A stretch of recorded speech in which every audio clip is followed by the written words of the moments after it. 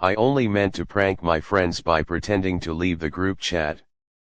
But that one decision uncovered a dark truth, one that changed everything I believed about loyalty, friendship, and my own safety. I never meant for it to go this far. It all started with one stupid prank to test my friends. Just to see what they'd say when they thought I wasn't watching. We had this group chat going for years. Me, Mike, Jordan, Claire, and Zoe. College buddies turned adult survivors. We shared everything: memes, jobs, relationships, struggles. Or so I thought. That night, I was sitting in my apartment in Phoenix, bored out of my mind, and curious. I'd seen a meme about pretending to leave a group chat and spying on what your friends say afterward. Something about it sparked this impulse in me. What could it hurt? I sent a fake message: "Mark has left the chat." It looked real. Just like how the platform displayed it when someone quit the group. Then I muted the chat. Didn't he reply to anything, just waited. At first, nothing. Silence. Then after about 5 minutes, the messages started coming in. Jordan, so, he finally bailed, huh? Claire, took him long enough. Mike, guys, we should be careful. What if he is still here? Zoe, please. Like he has the brain to figure this out. We can finally talk freely. My heart dropped. What the hell did that mean? I kept reading, stomach twisted, heart pounding in my chest. It got worse. Way worse. Jordan, you know we still haven't dealt with what he did. Claire, it's not just what he did. It's what he knows. If he ever finds out. Zoe, which is why we need to make sure he doesn't.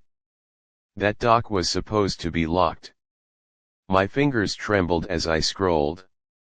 Were they talking about me? What document? What did I supposedly do? Then Mike, we need to find out if he kept a copy. Claire, you were the last one in the office. Did you delete the folder? Claire, I tried. But his laptop was open. I didn't know if I should risk it. I couldn't breathe. These were my friends. People I trusted with everything. And they were talking like I was some kind of liability. I didn't reply. I didn't reveal I was still there. I just watched. For the next 2 hours. They didn't say my name again. But they mentioned things only I would understand. A missing report. A night last year I barely remembered. A plan that had worked too well. Then someone mentioned the intern. And that was when everything started to click in the worst way possible. I didn't sleep that night. Instead, I dug. I opened old folders on my laptop, email threads, encrypted files I hadn't touched in months. I worked for a data security firm back then. I had access to sensitive client information, and I remembered a project that had gone sideways. An investigation had been quietly closed after a week. They said it was a technical error, but I remembered something odd. Claire had asked me for access to that exact report on a random Sunday night. I sent it without thinking. Now I was thinking way too hard. I went to work that Monday. Then the break came. I logged into my admin dashboard and traced activity logs from last year. I found a folder labeled temp_personal in the archived cloud. I placed that underscore. Then I found the document, a falsified report showing that our firm had flagged a client's data for breach but reversed the status. In other words, a cover-up. They buried it. I cross-checked it with the original time-stamped. But now I knew what they meant when they said, we need to make sure he doesn't find out. They made me the fall guy. You'd think I'd go straight to HR or legal.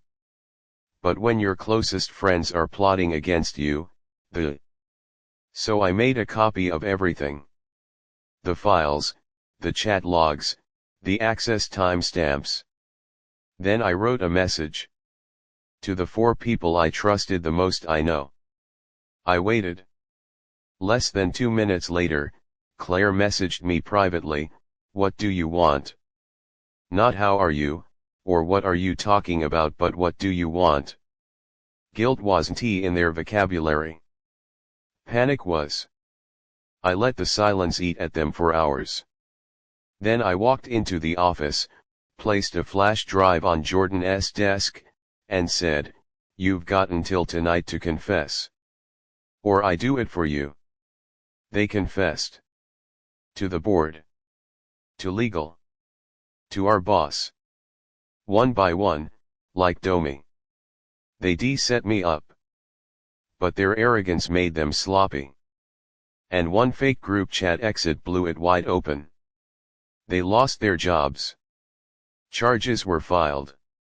And I got offered a promotion which I declined. I moved to a different state, different job. Started fresh. But I'll never forget what I learned. Sometimes the scariest betrayals don't come from enemies. They come from the group chat you thought was your second home.